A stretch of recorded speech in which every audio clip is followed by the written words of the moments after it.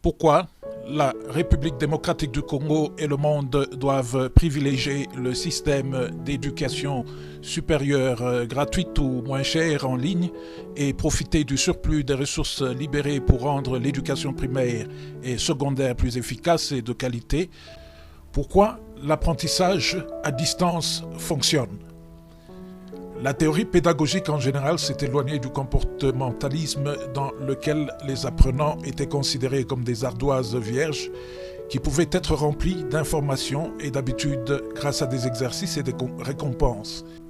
Le constructivisme en particulier dicte que les apprenants soient à la tête de leur propre éducation, tandis que les instructeurs agissent comme des médiateurs qui introduisent des idées, posent des questions et encouragent les étudiants à explorer de nouvelles façons de penser par eux-mêmes.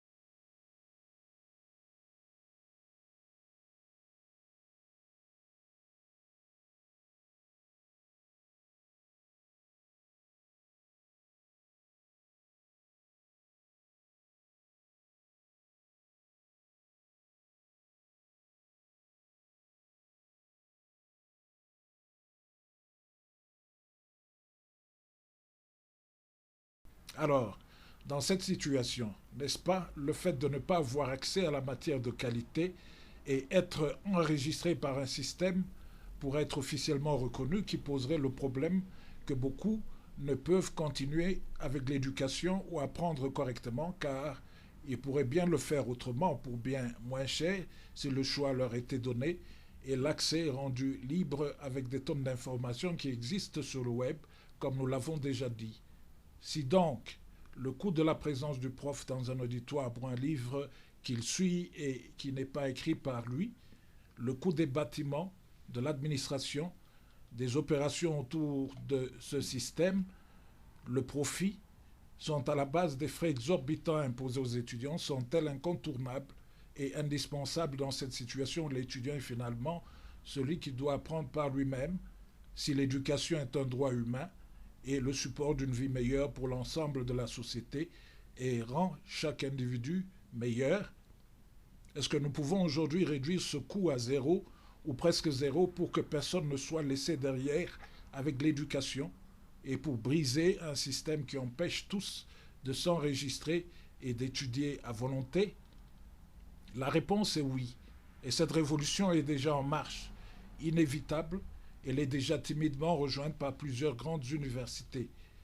La solution est venue de l'éducation en ligne, et mieux, dans le concept de l'éducation universelle qui trouve tout son support dans les facilités de télécommunication et autres des temps modernes, parce qu'aujourd'hui, et cela l'a bien été depuis des décennies déjà, nous sommes et avons été capables de donner au monde une université universelle gratuite, si ce n'était ou n'est pas à cause de certains intérêts qui continuent encore à s'accrocher à un système qui n'est plus ni viable, ni adapté, ni économique, ni écologique en termes de bénéfices à l'ensemble de la société et est appelé à disparaître très vite. En 2000, comme nous l'avions déjà dit dans une de nos émissions, avec l'organisation Families Against Poverty International, nous avons donné au monde le concept d'une université gratuite que nous avions appelée Université Afriverselle, basée sur les opportunités que l'Internet, la télécommunication et autres nouvelles technologies nous donnaient pour éliminer toutes les barrières qui rendaient l'éducation inaccessible et surtout éliminer les coûts au maximum en gardant à l'esprit que l'étudiant était au centre de la compréhension des matières. Quels étaient et sont sûrement encore les obstacles en Afrique et dans plusieurs autres pays et quelles sont les opportunités ou solutions que nous avons vues pour une éducation universelle gratuite? Parlons des obstacles. Un, nous avons les finances, coût excessivement élevé d'accès à l'éducation supérieure et universitaire, notamment les coûts des matières, livres et autres coûts associés comme les coûts de transport. 2. Qualité de l'enseignement, la difficulté d'accès aux matières récentes, appropriées, adaptées, comme les ont les grandes universités du monde, et qui rendraient tous meilleurs. 3. La distance à l'école. On passe des heures en route vers l'école et au retour. Il n'y a peut-être pas une université dans sa région pour s'inscrire. Des heures passées comme ça sur la route, c'est du temps perdu qui aurait pu être consacré à étudier ou à faire autre chose. Il ne faut pas non plus oublier la fatigue qui s'ensuit. 4. L'âge. Vous n'êtes pas accepté pour question d'âge ou vous n'y pensez plus parce que vous avez des charges plus pressantes et qu'il vous faut canaliser votre énergie pour subsister. Vous travaillez par exemple. 5. Le temps disponible. Passer tout son temps sur un banc d'école est parfois embêtant. Et un sacrifice si vous devez maximiser votre temps et avez besoin de faire autre chose. Travailler par exemple. 6. Le genre. Tous les préjugés, préjudices et pressions de la société, les filles doivent plutôt se préparer aux tâches familiales et les femmes, mères, doivent s'occuper des enfants et être près d'eux ou à un certain âge, un homme doit déjà travailler pour pouvoir. 7. Ethnie, tribu, race, avec son problème de sélection dans les universités. 8. les corrections subjectives. 9. La lenteur des processus, etc., etc. Alors qu'avons-nous vu en ce temps comme solutions et opportunités offertes par l'éducation en ligne et universelle? 1. Nous pouvons considérer dans le domaine des finances et de qualité des cours.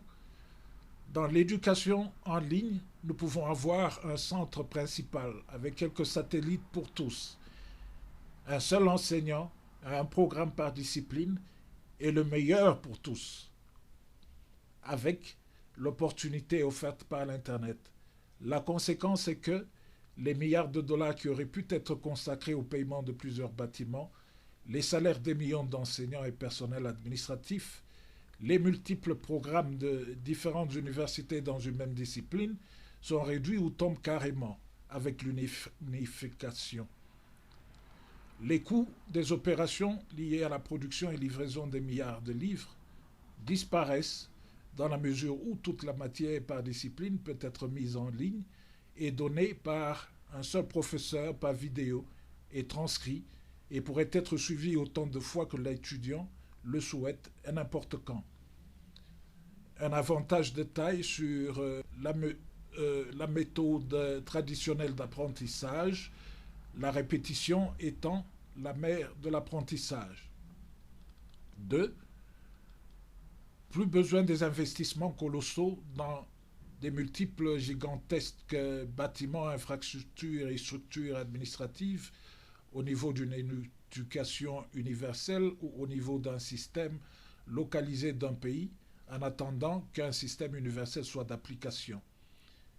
L'éducation supérieure gratuite en ligne libère les ressources pour l'éducation primaire et secondaire, pour la rendre encore plus efficace et plus performante pour, entre autres, préparer les élèves arrivés à se prendre en charge et donc à la discipline de pouvoir mieux apprendre et comprendre par eux-mêmes, par la recherche.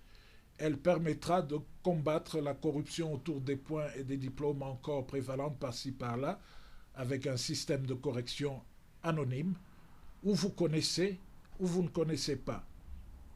3.